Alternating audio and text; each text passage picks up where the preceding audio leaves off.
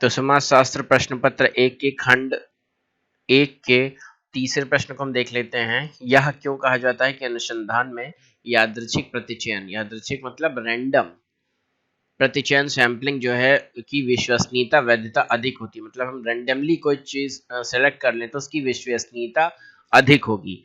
जैसे कि हमें कोरोना का टेस्ट अगर करना है कि यहाँ पर कोरोना मरीज हैं कि नहीं है, तो हमें रैंडम सैंपलिंग करनी पड़ेगी। कि ये नहीं कि हम स्पेशल मोहल्ले में जाएं जहाँ साफ सुथराई ज्यादा हो, है ना, तो वहां तो लोग जो अलग अलग घर बसे होंगे साफ सुथरे होंगे तो उनमें कोरोना होने की पॉजिटिविटी रेट कम होगी। बल्कि वहां पे क्षेत्र जहां पे घनी आबादी बसे हुए क्षेत्र होंगे, एक के ऊपर एक मकान होंगे और बहुत ज्यादा पॉपुलेशन होगी, वहां पे इसकी पॉसिबिलिटी ज्यादा होगी। तो हम रैंडम जगह से रैंडम लोगों को सिलेक्ट करेंगे और वहां पे अगर कोरोना का हम पॉजिटिविटी चेक करते हैं तो उसकी रिलायबिलिटी और वैलिडिटी, है ना, वैधता वो ज्यादा होगी। तो इसी को हमें डिस्क्राइब करना है 500 शब्दों में। ठीक है, कितने शब्दों में करना है? देखिए यहाँ पे 150 शब्दों में करना है। 20 मार्क्स का क्वेश्चन है, 150 शब्दों में करना है।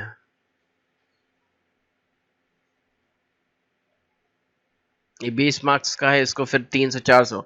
अब है सामाजिक स्तरीकरण की मार्क्सीय और वेबरीय थ्योरियों में विभेदन कीजिए।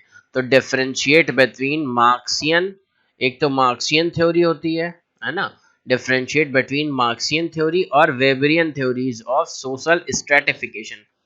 जो सोशल स्ट्रेटिफिकेशन है, सामाजिक स्तरीकरण है, समाज के कितने स्तर हैं, तो उसके मार्क्सी और वेबरी थ्योरियों का विभेदन हमें करना है। ठीक है, अगला क्वेश्चन है प्रबोध।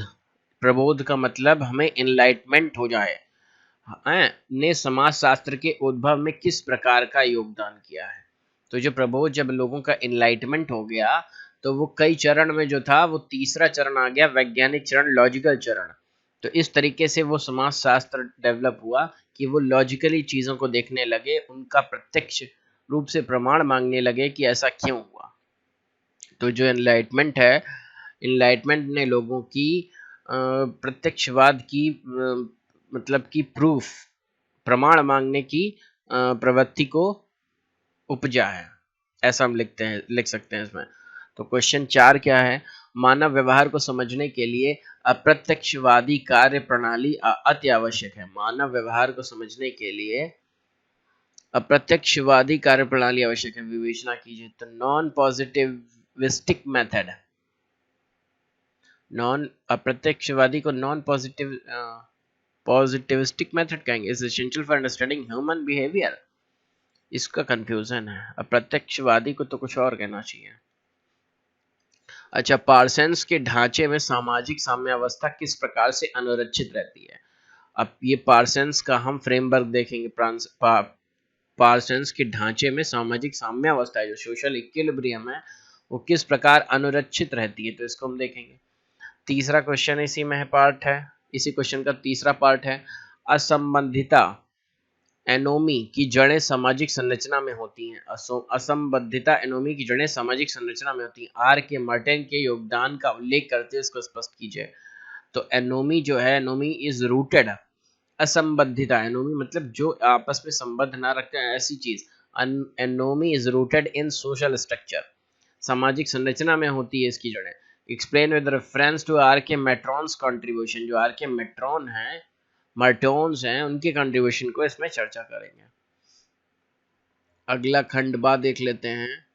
खंड बा क्या है ना, खंड बा, इसमें क्या है, प्रत्येक का संक्षिप्त उत्तर 150 शब्दों में लिखना है। ठीक है, तो इसको भी 150 में, इसको भी 150, सबको 5 क्वेश्चन है, 10 × 5, तो सबको 5 को 150 वर्डों में लिखना है। मतलब कि 750 वर्ड लगभग, 15×5 = 75, 750 वर्ड हो जाएंगे अगर इस क्वेश्चन को आप अटेम्प्ट करते हैं। तो देखिए, सामंतवादी समाज में और पूंजीवादी समाज में, सामंतवादी समाज कम्युनल समाज में, है ना, फ्यूडल सोसाइटी में, सामंतवादी समाज में, पूंजीवादी समाज में कार्य के सामाजिक संगठन के बीच विभेदन कीजिए। कार्य का जो सामाजिक संगठन होता है उसके बीच का विभेदन करना है। इसी क्वेश्चन का अगला पार्ट है, जैसे हमें 150 शब्दों में लिखना है, तो इसको हमें देखते हैं क्या है। लोकतंत्र में सामाजिक रूपांतरण, सोशल ट्रांसफॉर्मेशन के लिए विचारधारा निर्णायक होती है। विवेचना कीजिए। तो ideology is crucial for social transformation in democracy. अगर कोई लोकतंत्र है तो उसमें जो है सामाजिक रूपांतरण अगर करना है, सोशल ट्रांसफॉर्मेशन करनी है, तो उसके लिए विचारधारा निर्णायक है कि किस तरीके के हम विचारधारा वाले हैं, है ना। अगर हम इंडिया में रहते हैं और हम वेस्टर्न कल्चर को जो है प्रमोट करते हैं, तो हम अपने प्रोडक्ट्स कैसे अपना पाएंगे।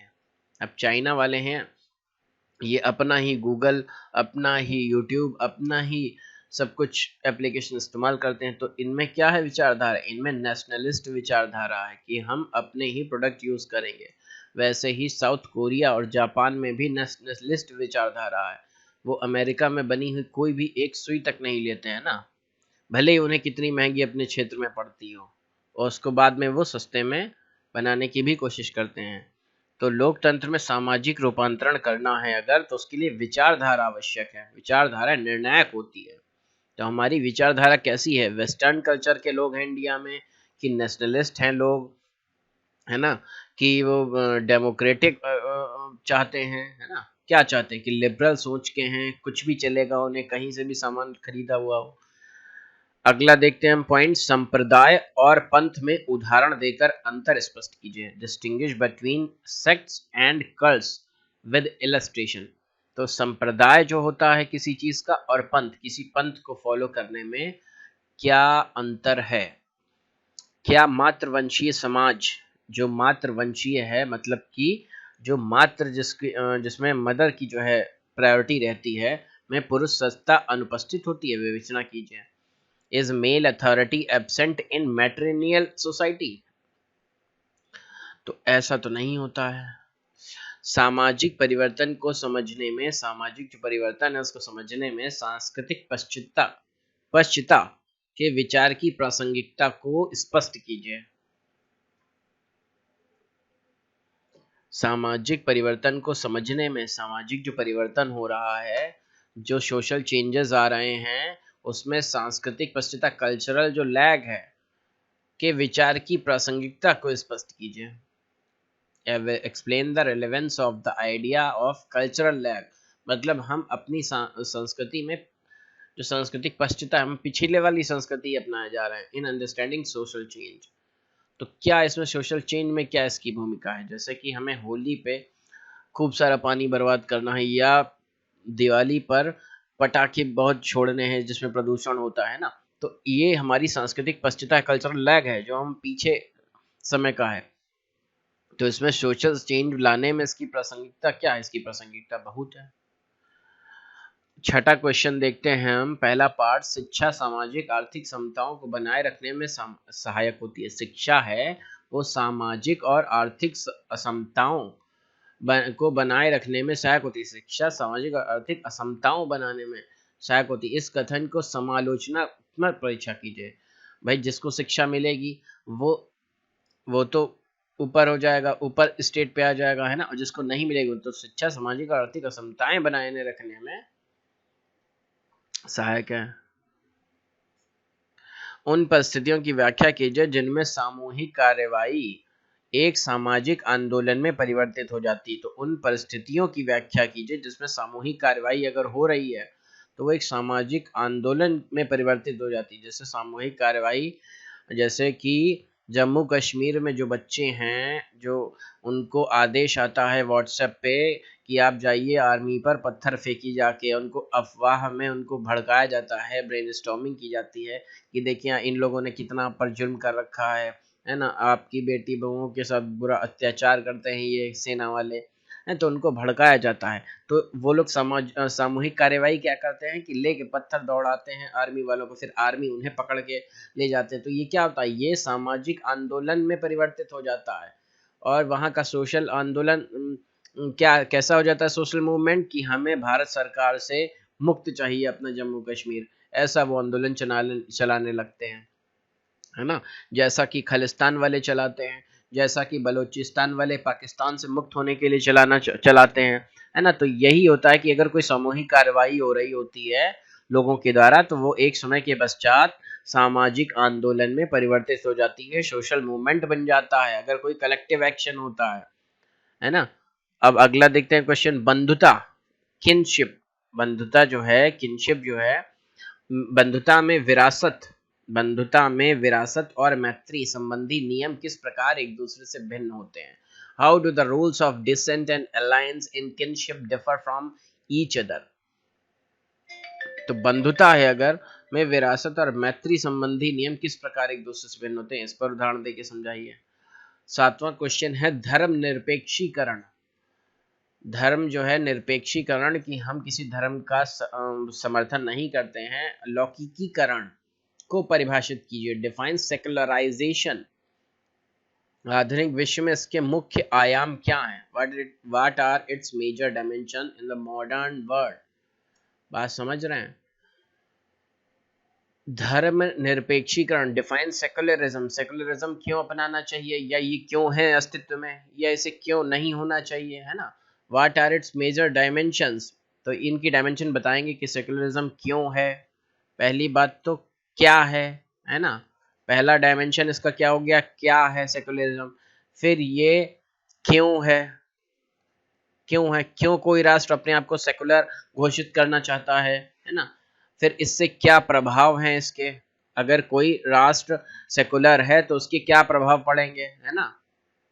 ये सारे इसके डायमेंशन हैं, और भी अगर आप सोचें तो 2-4 डायमेंशन और निकलेंगे। अब तृतीय क्षेत्रक के बढ़ते हुए महत्व ने हाल में कार्य के औपचारिक संगठन को कमजोर बना दिया। तृतीय क्षेत्रक के बढ़ते हुए प्रभाव, तृतीय क्षेत्रक मतलब कि टर्शरी सेक्टर, जिसे कि सर्विस सेक्टर कहते हैं, उसके बढ़ते हुए महत्व ने, बढ़ता हुआ महत्व ने हाल में कार्य के औपचारिक संगठन, है ना, को कमजोर बना दिया है। The increasing importance of tertiary sector has weakened the formal organisation of work in recent times. जो एक औपचारिक संगठन होता था उसको कमजोर कर दिया। Examine the statement. भाई जो सर्विस सेक्टर है उसका एक तो महत्व ही बढ़ गया है, और इसके औपचारिक संगठन, जो एक ऑफिशियल संगठन, एक ऑफिशियल ऑर्गेनाइजेशन होता है, वो बंद हो गया है ना। अब लोग जो है अपने वर्क फ्रॉम होम से भी काम कर सकते हैं, अलग अलग कंपनियों में काम कर सकते हैं। तो ये सर्विस सेक्टर जो है कहीं से भी दिया जा सकता है। इसमें मैन्युफैक्चरिंग ऐसा कोई नहीं कि एक फैक्ट्री से ही हमें संबद्ध होना है, उनकी मशीनों पर ही डिपेंड होना है। जो सर्विस सेक्टर है वो एक आदमी पर डिपेंड होता है, वो सर्विस कहीं भी प्रोवाइड कर सकता है ना। इस तरीके से हम इसको डिस्कस कर सकते हैं। प्रतीत होता है कि जातीय विचारधारा ने लोकतंत्र को श्रदण किया है। जातीय जो विचारधारा है उसने लोकतंत्र को श्रदण किया है। टिप्पणी कीजिए। Caste ideology appears to have strengthened democracy।